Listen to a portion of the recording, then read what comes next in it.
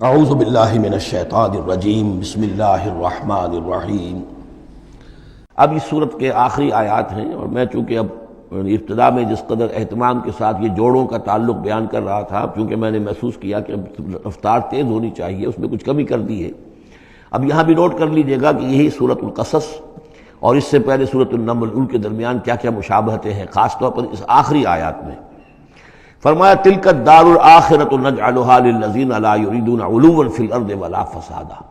یہ جو آخرت کا گھر ہے یہ ہم نے ریزرو کیا ہے ان لوگوں کے لیے کہ جو زمین میں اپنی بڑائی، اپنا اقتدار نہیں چاہتے، اپنی بلندی نہیں چاہتے اور نہ فساد چاہتے۔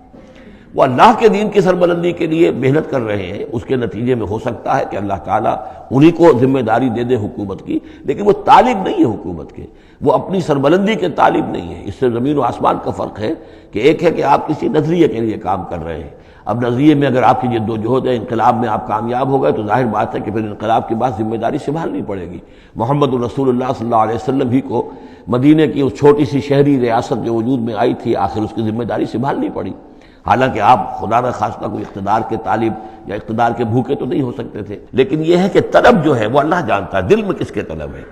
اگر کوئی ذاتی طور پر اقتدار کا خواہاں ہے اور چاہتا ہے کہ میرا نام اونچا ہو جائے اور مجھے اختیار مل جائے اور میرا اقتدار ہو، تو وہ شخص اللہ تعالیٰ کے ہاں ڈسکوالیفائی ہو جاتا ہے۔ یہ پھر اللہ کے گھر کے لیے نہیں ہے۔ اللہ کا گھر جو ہے تلک الدار الآخرہ، یہ تو ہم نے رکھا ہوا ہے خاص طور پر مخصوص کر کے، ریزرو کر کے، للذین لا یریدون علوا فی الارض، جو زمین میں اپنے اقتدار کے خواہاں نہیں ہیں، ولا فسادا، نہ زمین میں فساد بچانا چاہتے ہیں، والعاقبۃ للمتقین، اور عاقبت یعنی پچھلا گھر جو ہے، عاقبت کی پچھلی زندگی جو ہے یقیناً یہ اہل تقویٰ کے لیے، اس کی بھلائیاں، اس کے محاسن، اس کا عیش اور آرام وہ اللہ تعالیٰ نے اپنے متقی بندوں کے لیے خاص کیا ہے۔ من جاء بالحسنۃ فلہ خیر منہا، یہ آیت میں آئی ہے سورہ نمل کے بھی آخری حصے میں۔ جو کوئی شخص کوئی نیکی لے کر آئے گا تو اسے بدلہ ملے گا اس سے بہتر۔ ومن جاء بالسیئۃ، اور جو کوئی بدی لے کر آئے گا فلا یجزی الذین عملوا السیئات الا ما كانوا یعملون، تو وہ لوگ کہ جو ان برائیوں کا ارتکاب کر رہے ہیں انہیں بدلہ نہیں دیا جائے گا مگر وہی جو کچھ کہ وہ کر کے لائے۔ مطلب یہ کہ اللہ تعالیٰ کی طرف سے اضافہ نہیں ہوگا، جتنے جرم کیے ہیں اتنی ہی سزا، لیکن اہل ایمان اور اہل صلاح جو ہیں ان کی نیکیوں میں اللہ تعالیٰ 10 گنا دے، 700 گنا دے، اس سے بھی بڑھا دے، یضاعف لمن یشاء۔ تو یہ اللہ تعالیٰ کی مرضی ہے، جتنا چاہتا ہے دیتا، خیر منہا، بہرحال جو کچھ کر کے لے جاؤ گے اس سے بہتر ملے گا۔ لا یجزی الذین عملوا السیئات الا ما كانوا یعملون، انہیں وہی کچھ ملے گا جو کچھ کہ وہ عمل کر کے لائے تھے۔ ان الذی فرض علیک القرآن لرادک الی معاد، سورہ نمل میں آیا تھا کہ مجھے وَأُمِرْتُ أَنْ أَتْلُوَ الْقُرْآنَ، مجھے تو حکم دیا گیا میں قرآن سناتا رہوں، قرآن پڑھ کر تمہارے سامنے میں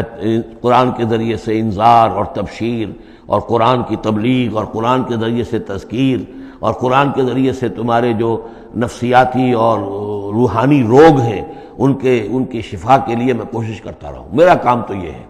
ان اتلو القرآن، مجھے حکم دیا گیا میں قرآن کی تلاوت کرتا رہوں، تلاوت پڑھ کر قرآن تمہیں سناتا رہوں۔ اب یہاں اسی کو تعبیر کیا، ان الذی فرض علیک القرآن، اے نبی جس ہستی نے آپ پر اس قرآن کی ذمہ داری ڈال دی ہے، اس کی تبلیغ آپ کے لیے فرض تھی، جیسے کہ ہم سورہ مائدہ میں آج پڑھا ہے، یا ایھا الرسول بلغ ما انزل الیک من ربک وان لم تفعل فما بلغت رسالتہ، اس قرآن کی تبلیغ کرنا آپ پر فرض ہے۔ اور جیسا کہ میں آپ کو بتا چکا ہوں، پھر آپ نے امت کے حوالے کر دی کہ اب امت کے فرض ہیں، فَلْيُبَلِّغِ الشَّاهِدُ الْغَائِبَ، فَلْيُبَلِّغ یہ فعل امر ہے، اب لازم ہے کہ وہ پہنچائیں جو یہاں ہیں ان کو، جو یہاں نہیں ہے۔ اس طریقے سے یوں سمجھیے کہ ایک سلسلہ جو ہے وہ شروع کر دیا گیا۔ لیکن یہاں فرمایا جا رہا ہے اے نبی ان الذی فرض علیک القرآن، جس ہستی نے آپ پر یہ قرآن فرض کیا ہے، جس ہستی نے آپ پر قرآن کی ذمہ داری عائد کی ہے، یہی ذمہ داری اصل میں پھر جو ہم میں سے ہر ایک پر آتی ہے وہی ہے جو میرے کتابچے میں نے وضاحت کے ساتھ بیان کی ہے کہ وہ 5 ذمہ داریاں ہیں۔ اللہ قرآن پر ایمان جیسا کہ ایمان کا حق ہے، قرآن کی تلاوت جیسے کہ تلاوت کا حق ہے، قرآن کو سمجھنا جیسے کہ سمجھنے کا حق ہے، قرآن پر عمل جیسے کہ عمل کا حق ہے، پھر قرآن کی تبلیغ، قرآن کو عام کرنا۔ ان الذی فرض علیک القرآن رادک الی معاد، وہ یقین آپ کو لوٹا لے جائے گی، وہ ہستی، وہ اللہ جس نے آپ پر یہ قرآن کی ذمہ داری ڈالی ہے، تبلیغ قرآن کا فریضہ آپ کے کاندھوں پر رکھا ہے، وہ یقیناً آپ کو پہنچائے گا بہت اچھی جگہ لوٹنے کی۔ معاد عادہ یعودوں سے اس میں ظرف ہے، لوٹنا، لوٹنے کی جگہ۔ اب معاد سے مراد آخرت عام طور پر ہے، ایمان بالرسالت، ایمان باللہ، ایمان بالمعاد، ایمان بالآخرہ کو ایمان بالمعاد بھی کہا جاتا ہے۔ لیکن اس کے بارے میں بعض روایات ایسی ملتی ہیں کہ اس کا شان نزول یہ ہے کہ حضور صلی اللہ علیہ وسلم جب ہجرت کے سفر پر نکلے ہیں مکے سے، تو جو عام راستہ تھا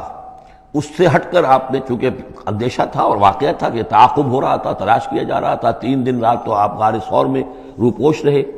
پھر آپ نے ایک بڑا ہی سخت راستہ اختیار کیا تھا کہ جو پہاڑی راستہ تھا جو گزر رہا تھا، جس پر کہ کوئی انسان جاتا نہیں تھا، لیکن کچھ آگے چل کر وہ راستہ جو ہے وہ پھر اس مین راستے سے جا کر مل گیا۔ یوں سمجھیے یہ راستہ جا رہا تھا مین، کہ جو مکے سے مدینے کا تھا، حضور نے ایک اور راستہ اختیار کیا، لیکن کچھ عرصے کے بعد وہ راستہ جا کر اس راستے کے ساتھ مل گیا۔ جہاں ملا، اب آپ خود سوچئے کہ وہاں ایک ایسی سچویشن آ گئی کہ حضور ایک ٹی پر کھڑے ہوئے ہیں، اب داہنی طرف جاتے ہیں تو مدینہ ہے اور بائیں طرف جاتے ہیں تو مکہ ہے۔ اس وقت حضور کے دل میں ایک ہوک سی اٹھی ہے، اس لیے کہ جب آپ مکے سے روانہ ہوئے تھے تب بھی روایات میں آیا ہے کہ آپ کعبے سے لپٹ کر آپ نے یہ کہا تھا کہ بیت اللہ مجھے تجھ سے بڑی محبت ہے، لیکن میں کیا کروں، یہاں کے لوگ مجھے یہاں رہنے نہیں دے رہے۔ تو گویا کہ کعبے سے یہ جدائی تو آپ پر شاہ گزر رہی تھی۔ اب جب وہ آپ چند دن کا سفر کر کے اور چند دن وہ غار ثور میں روپوش ہونے کے بعد جب پہنچے ہیں، اب ایسی جگہ پہنچے کہ جہاں سے اگر دائنی طرف جاتے ہیں تو یہ مدینے کی طرف راستہ جانا تو آپ کو ادھر ہی ہے، لیکن سامنے وہ راستہ آ گیا کہ جو مکے کی طرف جا رہا، تو آپ کے دل میں ایک پھوک سی اٹھی۔ اس وقت اللہ تعالیٰ نے آپ کے اطمینان کے لیے یہ آیت نازل کی کہ آپ گھبرائیے نہیں، مکے میں ہم آپ کو لوٹا کے لے آئیں گے، آپ یہیں پہنچیں گے، بڑی شان سے پہنچیں گے۔ اس وقت تو آپ کو نکلنے کے لیے جو ہے روپوش بھی ہونا پڑا ہے، آپ کا تعاقب بھی ہو رہا ہے، پھر وقت آئے گا کہ آپ ایک فاتح کی حیثیت سے داخل ہوں گے۔ تو یہ بھی اس کی ایک روایت چونکہ ہے تو یہ مفہوم بھی اس میں نکل سکتا ہے، لیکن عام طور پر یہ ہے، اس سے مراد میرے نزدیک یہی ہے کہ آپ کے لیے جیسے کہ سورۃ الضحیٰ میں کہا گیا ہے وَلَلْآخِرَةُ خَيْرٌ لَكَ مِنَ الْأُولَىٰ، اے نبی آپ کے لیے آخرت جو ہے اس دنیا سے کہیں بہتر ہے، لہذا آپ کے لیے تو یوں سمجھیے کہ جو اللہ لوٹا کر آپ کو لے جائے گا معاد میں، تو وہ معاد آپ کے لیے معادن، یہ گویا کہ یہ تفخیم کے لیے ہے نکرہ، بہت عمدہ جگہ لوٹانے کی، جس کے لیے یہ بھی کہا گیا عسیٰ ان یبعثک ربک مقاما محمودا، وہاں پر جو آپ کو مقام ملنا ہے مقام محمود، اور جو جنت حضور کی ہوگی جس کا کیا تصور کوئی کر سکتا ہے، تو ادھر اشارہ ہے۔ ان الذی فرض علیک القرآن رادک الی معاد قل ربی اعلم من جاء بالہدی، کہہ دیجئے کہ میرا رب خوب جانتا ہے کہ کون ہدایت لے کر آیا، کون راہ کی سوجھ لے کر آیا، کون ہدایت لے کر آیا، ومن هو فی ضلال مبین، اور کون وہ ہے کہ جو کھلی گمراہی میں پڑا ہوا ہے۔ وما كنت ترجو ان یلقى الیک الکتاب، اور اے نبی آپ کو تو کوئی توقع نہیں تھی کہ آپ کو کتاب دی جائے گی، کتاب القا کی جائے گی۔ یہی بات آئی ہے سورہ نمل کے اندر بھی وَإِنَّكَ لَتُلَقَّى الْقُرْآنُ مِن لَدُنْ حَكِيمٍ حَلِيمٍ، یہ قرآن تو آپ کو دیا گیا ہے، ایسا نہیں ہے کہ آپ متوقع تھے، آپ چاہتے تھے، آپ کو چلہ کشی کر رہے تھے کہ کوئی مجھے بھی کوئی روحانیت حاصل ہو جائے اور کوئی غیب کی میں تعلیم غیب کی معلومات حاصل کر لوں، معاذ اللہ آپ کا تو مزاج ہی وہ نہیں تھا۔ ایک بہت ہی یوں سمجھیے شریف انسان اور ایک شریف تاجر، اسی لیے حضور نے فرمایا تاجر الصدوق الامین مع النبیین والصدیقین والشہداء، وہ تاجر کو بالکل سچا ہو، جھوٹ کی آمیزش نہ ہونے دے، اور امین ہو، امانت دار ہو، اس کا رتبہ جو ہے وہ تو انبیاء اور صدیقین اور شہداء کے ساتھ ہے، اس جماعت میں شریک ہوگا وہ۔ تو حضور کی زندگی وہ تھی، لہذا یہاں فرمایا ہے کہ وما کنت ترجو، آپ تو کوئی امیدوار نہیں تھے، نہ آپ کو یہ توقع تھی کہ آپ پر یہ کتاب اتاری جائے گی، الا رحمۃ من ربک، یہ تو اللہ کی رحمت ہوئی ہے، اس کی مہربانی ہے کہ آپ کو اس نے چنا ہے، پسند کیا ہے، اور آپ کو اللہ تعالیٰ نے یہ کتاب عطا فرمائی۔ فلا تکونن ظہیرا للکافرین، تو آپ کافروں کے پشت پناہ نہ بنے۔ اس میں اشارہ ہو رہا ہے، سمجھ جیسے کہ ہم پڑھ چکے ہیں سورہ نساء کے اندر کہ اے مسلمانوں، گویا کہ یہ بات کہی گئی تھی کہ تم اپنی عصبیت اور قبائلی عصبیت کی وجہ سے، تمہارا ایک شخص ہے منافق ہے، اس نے وہ چوری بھی کی تھی، اب تم اس کی پشت پناہی کر رہے ہو اور سارا کا سارا الزام یہودی پر ڈالنا چاہ رہے ہو، تو یہ عصبیت جاہلیت ہے۔ یہاں ذکر کیا جا رہا ہے فلا تکونن ظہیرا للکافرین۔ اب ظاہر بات ہے کہ حضور جب مکے میں دعوت دے رہے ہیں تو اب رشتے جو ہیں وہ کٹ رہے ہیں، گویا کہ ابو لہب سگا چچا ہے لیکن دشمنی کے انتہا کیے ہوئے ہیں۔ تو یہ جو آپ نے فرمایا، اب آپ اپنے رشتوں کو ان کافرین کے ساتھ، اب آپ اپنے تعلقات کو کوئی اہمیت نہ دیں، ان کے ساتھ کسی عصبیت کا کوئی اگر اثر کہیں ہو بھی کہیں اگر کوئی یعنی بہت ہی ادنا سا خفیف سا بھی شائبہ اگر دل میں ہو تو اس کو بھی آپ نکال دیجئے۔ یہی لفظ کہے تھے حضرت موسیٰ علیہ السلام نے جب وہ قبطی مارا گیا تھا ان کے ہاتھوں، کہ جب اللہ تعالیٰ نے توبہ قبول کر لی کہ میں کبھی بھی ابھی کسی کافر کا اور کسی ایسے شخص کا، میں ظالم کا ظہیر نہیں بنوں گا، پشت پناہ نہیں بنوں گا، تو وہی حکم حضور کو دیا جا رہا ہے۔ وَلَا يَصُدَّنَّكَ عَنْ آيَاتِ اللَّهِ بَعْدَ إِذْ أُنزِلَتْ إِلَيْكَ، یہ اسی سورہ مبارکہ میں یہ آیت نمبر 17 تھی یہ۔ وَلَا يَصُدُّنَّكَ عَنْ آيَاتِ اللَّهِ بَعْدَ إِذْ أُنزِلَتْ إِلَيْكَ، اور نہ آپ کو برگشتہ کر سکیں، روک سکیں، آپ کے رخ کو موڑ دیں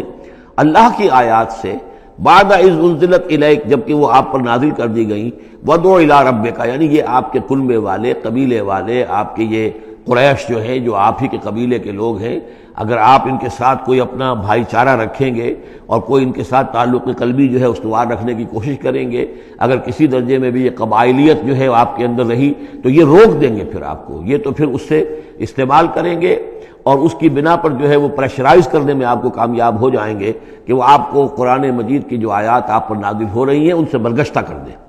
وَلَا يَصُدُّنَّكَ، اور نہ کرنے پائیں آپ کو برگشتہ اللہ کی آیات سے، بعد اذ انزلت الیک، اس کے بعد کہ وہ آپ پر نازل کر دی گئی ہیں، وَدْعُ إِلَىٰ رَبِّكَ، اور اپنے رب کی طرف دعوت دیتے رہیے، وَلَا تَكُونَنَّ مِنَ الْمُشْرِكِينَ، اور دیکھیے شرک سب سے گھناؤنا جرم ہے تو اس کا کوئی شائبہ بھی اپنے قریب مت آنے دیجیے۔ وَلَا تَدْعُ مَعَ اللَّهِ إِلَٰهًا آخر، جیسا کہ میں نے بار بار عرض کیا ہے، اس میں خطاب تو ہوتا ہے بظاہر حضور سے واحد کے صیغے میں، لیکن یہ کہ یہ خطاب صرف حضور سے نہیں ہے بلکہ اصلاً اس کے مخاطب مسلمان ہیں، حضور کے وساطت سے۔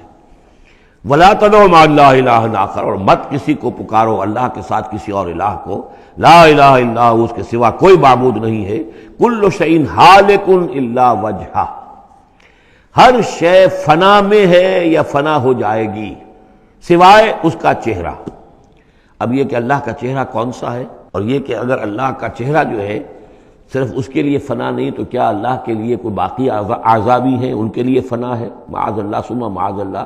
یہ آیات جیسا کہ میں نے عرض کیا کہ اللہ کی ذات سے متعلق ہوں، عالم برزخ سے متعلق ہوں، عالم غیب اور عالم آخرہ کی، ان کے بارے میں بس جتنا کچھ بتا دیا ہے اس کے اوپر اکتفا کی جائے، اس سے آگے منطق کے حوالے سے اس کا جو ہے لازم اور ملزوم کے ایک ایک قدم بڑھاتے نہ جائیں، تو اس میں یہ ہے کہ انسان جو پھر غلط راستے پر پڑ جائے گا۔ العجز عن درک ذات ادراک، حضرت ابوبکر صدیق نے فرمایا تھا اللہ تعالیٰ کی ذات تو وہ ہے کہ جب انسان یہ سمجھ لے کہ میں اس کی ذات کو نہیں سمجھ سکتا،